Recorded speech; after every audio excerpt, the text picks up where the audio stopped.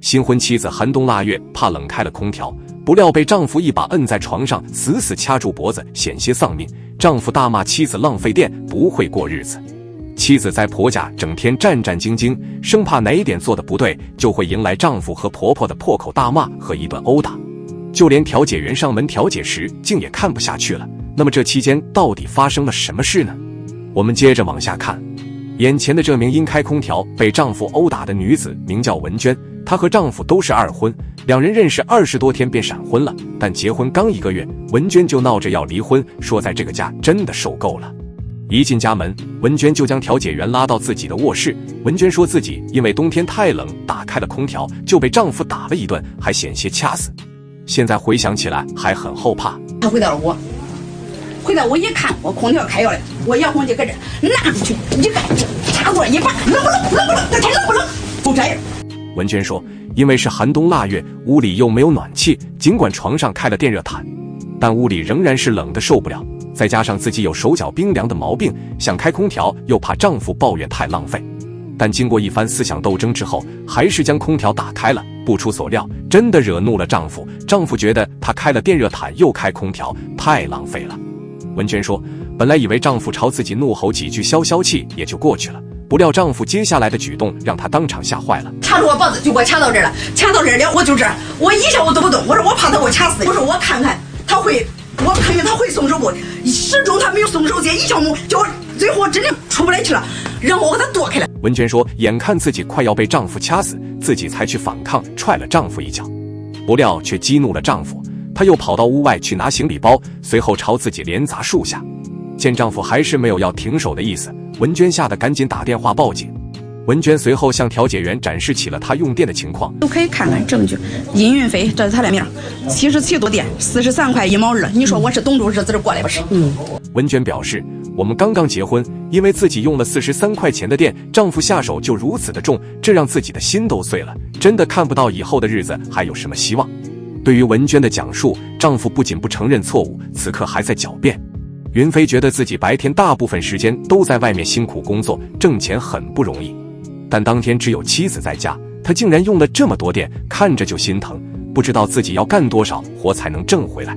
此时的调解员看到丈夫的态度，也气得看不下去了。学会关心人呐，1个月结婚，真的是新婚燕尔，还没有过了这个热度。你要失手给他掐了，有问题了怎么办？云飞在调解员的一番开导下，也认识到自己做的确实有些过了。不料此时文娟的婆婆又站了出来，数落起了儿媳妇的不是。婆婆向调解员说，这个儿媳妇根本就不是个过日子的人，自从她来到我们家的水电费都蹭蹭的往上涨。原来文娟冬天接水龙头的热水洗脸时，因为水龙头的水要放一会水才能出热水，家人就觉得热水出来之前那些水就白白浪费掉了，指责文娟不会过日子。文娟下来以后放热水时，都先拿一个水桶去接着热水前面流出来的水，然后再用桶里接来的水冲洗马桶。把水在这开开，然后看水管都接上了，咱看看接多少水，他跟人家肯定都是接1桶水都浪费了，还是都是桶接上来接，都是桶上面流入，下面接入。那是凉水接出来了，那我也不知道，就是接到这儿是出来掉就出热水了啊，对，跟人家都是说了，我使他1桶水都给他浪费了，谁说了？阴运费。文娟把节俭能想到的方法，能用到的方法都想到都用上，小心翼翼，就是怕出现任何差错。本来以为这样就不会再让丈夫和婆婆挑出来毛病了，不料因为此事没几天又被丈夫和婆婆找出来了毛病，当场又是一顿数落。原来丈夫因为怕水龙头放水太浪费，又担心文娟上班赶时间，提前用热水壶烧好了热水，让文娟上班时能直接用水壶的热水洗脸。但是文娟并没有去用热水壶的水，仍是用的水龙头放出的热水，但这样仍然遭到婆婆和丈夫的责怪。他温一壶水，他不是，他故意的将水流，这是跟过日子比较讲。对于婆婆的指责，文娟也感到非常委屈。文娟说，关于为什么没用热水壶的水，说到底也是被他们家的节俭观念给整怕了。我早上上班老紧，我都上厕所的时候就是个水开了，那不有燃气吗？俺婆子说过，燃气怪便宜，1年交多少钱燃气费？我也想着燃气便宜，咱就使燃气，然后我就没考虑过用电烧水这回事。文娟用水桶接的水又2次利用，同时热水壶烧水也需要耗电，怎么算也不能说文娟浪费。调解员也被母子俩的奇葩逻辑给整无语了。水池下面接的那个管是直接流到桶里面去了，没有浪费掉，二次利用了，对吧？当然节俭是咱的美德，但是不能过于节俭，任何事情要把握住这个度。文娟说，自从进了这个家，用电用水都要整日小心翼翼，一不小心就会被丈夫抓住毛病，双方也因此经常发生口角，感觉自己就像一个天天犯错的孩子。丈夫不仅不和自己好好沟通也就算了，还每次都把事情报给婆婆，现在弄得婆婆也对自己意见很大。现在自己在这个家整天被排挤，真的没有过下去的必要了。调解员随后做起了婆婆的工作。调解员说，一辈人有一辈人的观念，你不能拿你的观念强加到年轻人身上。你想指望现在的80后、90后和你的观念一样，那也是不可能的事儿。那么两人的婚姻还有重归于好的希望吗？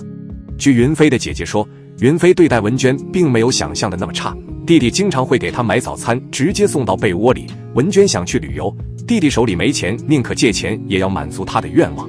云飞的姐姐说，他们一共姐弟4个，云飞是家里的独子，平时家人对他宠爱惯了，因此遇到事情的时候，全家人都想处处帮他出主意，甚至带他去做，导致他遇事都没了主意。尽管现在云飞快40岁了，但仍像个没断奶的孩子一样，遇到什么事都要和姐姐和母亲商量。调解员则表示，你们必须让他遇事多自己去拿主意，尽快成长起来，独自担负起家庭的责任，不能什么事情都让家人帮着拿主意。调解员最后找来文娟的娘家弟媳妇一起劝说文娟，希望她能和丈夫重归于好。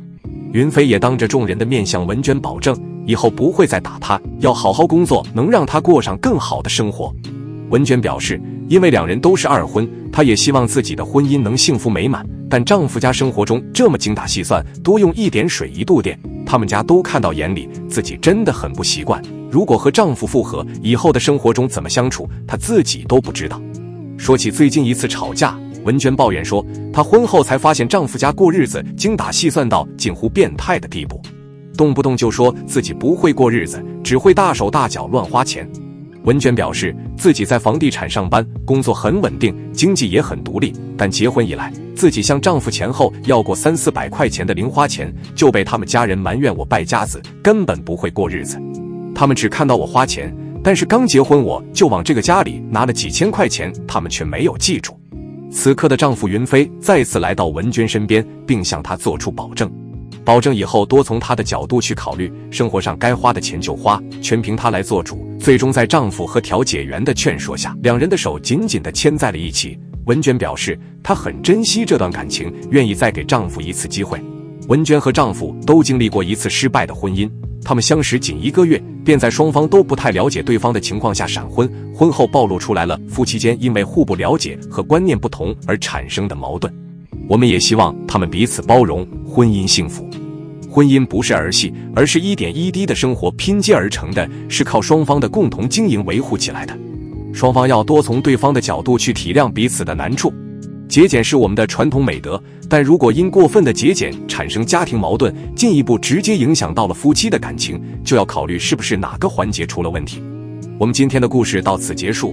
对于文娟和丈夫的矛盾，大家有什么样的看法？欢迎在评论区留言。